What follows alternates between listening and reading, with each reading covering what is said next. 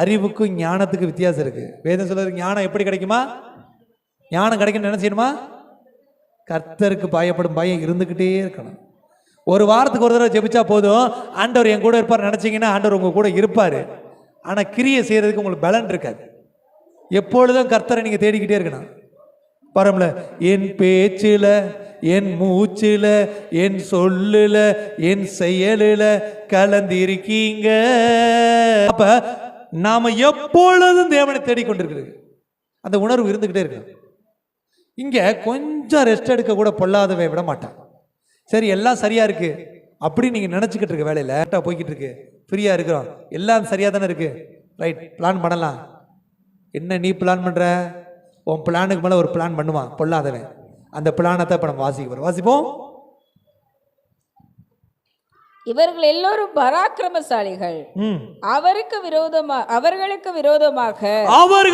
விரோதமாக எத்தியோப்பியன் ஆகிய. இப்ப இதுவரைக்கும் நம்ம படிக்கும் போது நல்லா இருந்துச்சு, சூப்பரா தான் போய்கிட்டு இருந்துச்சு, ஃப்ரீயா இருந்துச்சு, லைஃப் நல்ல ஜேர்னிங் இருந்துச்சு. இல்ல இன்னும் இன்னும் இன்னும் தேவனை கிட்டி சேர வேண்டிய அவசியம் நமக்கு இருக்கு. தெரியுமா உங்களுக்கு? எல்கேஜி படிக்கும்போது ஃபெயிலான பாஸ் ஆகிடுவாங்க. +1 +2 10th +2 அப்படி பாஸ் ஆக மாட்டாங்க. அதனால காலேஜில் அதுவும் கிடையாது.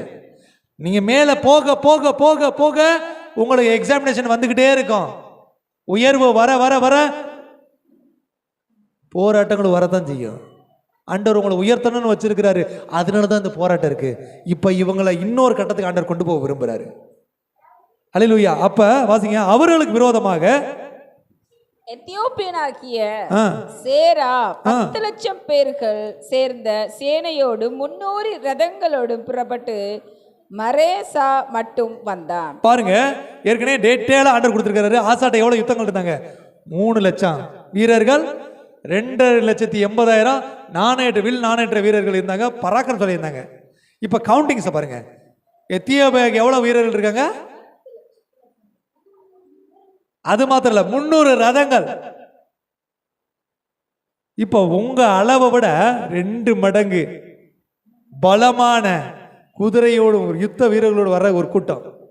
இப்ப நம்ம தினைக்கும் ஒழுங்கா தானே வாழ்ந்துக்கிட்டான், நிம்மதியா நம்ம அங்கேயே இருந்திருக்கலாமோ? சாட்சி சொன்னா சாட்சி நடக்கல, கர்த்தரை தேடுனா அற்புதம் நடக்கல, பொல்லாதவை இப்ப என்ன 10 லட்சம் பேரோட வர்றான். இப்ப குழப்பம் தான் வருது வாழ்க்கையில.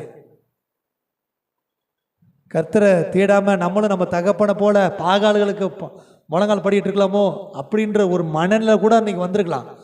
ஆனாலும் ஆசா பின்வாங்கவில்லை. இந்த நெருக்கடி உங்க வாழ்க்கையில நிச்சயமா வரும், என் வாழ்க்கையிலே வரும். யுத்தம் நடக்குமா? நடக்கும். கர்த்தர் உங்களோடு இருக்கிறதை உலகம் பார்க்கிறதுக்கு தான் அந்த யுத்தம்.